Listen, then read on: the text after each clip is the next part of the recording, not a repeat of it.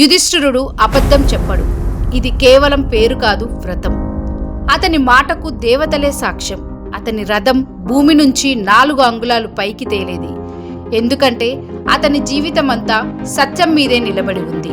అలాంటి యుధిష్ఠిరుడితో అబద్ధం చెప్పించాలనుకోవడం అసాధ్యం అనుకున్నారు అందరూ. కానీ యుద్ధం ధర్మాన్నే పరీక్షిస్తుంది. కౌరవుల సేనలో అతి కఠినుడైన యోధుడు ద్రోణుడు. పాండవుల సైన్యాన్ని ఒక్కసారిగా నాశనం చేస్తూ యుద్ధం ఆగకుండా ముందుకు సాగుతున్నాడు. ద్రోణుడిని ఓడించలేమని తెలిసినప్పుడు కృష్ణుడు ఒక వ్యూహాన్ని సూచించాడు. అది యుద్ధానికి ధర్మబద్ధమైనదా లేక ధర్మాన్ని మించిన ధర్మమా? ద్రోణుడికి ఒక బలహీనత ఉంది. అతని కుమారుడు అశ్వత్థామ. భీముడు ఒక ఏనుగును చంపి దానికి పేరు పెట్టాడు అశ్వత్థామ అని. అప్పుడు కృష్ణుడు అన్నాడు, యుధిష్ఠిరా, ద్రోణునికి చెప్పు అశ్వత్థామ అతహ అని. యుధిష్ఠిరుడు వణికిపోయాడు. అబద్ధం చెప్పలేను, కానీ యుద్ధం ఆపాలి.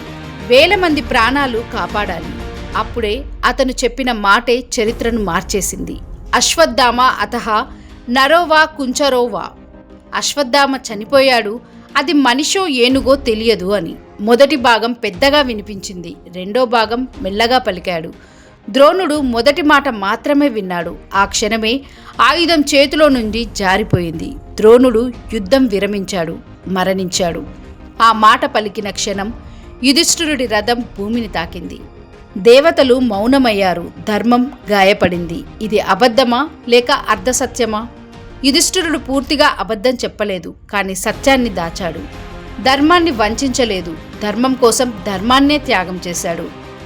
లేటెస్ట్ న్యూస్ అప్డేట్స్ కోసం డిస్క్రిప్షన్లో ఉన్న న్యూస్ ఆన్ ఫేస్ వాట్సాప్ ఛానల్ని ఫాలో అవ్వండి.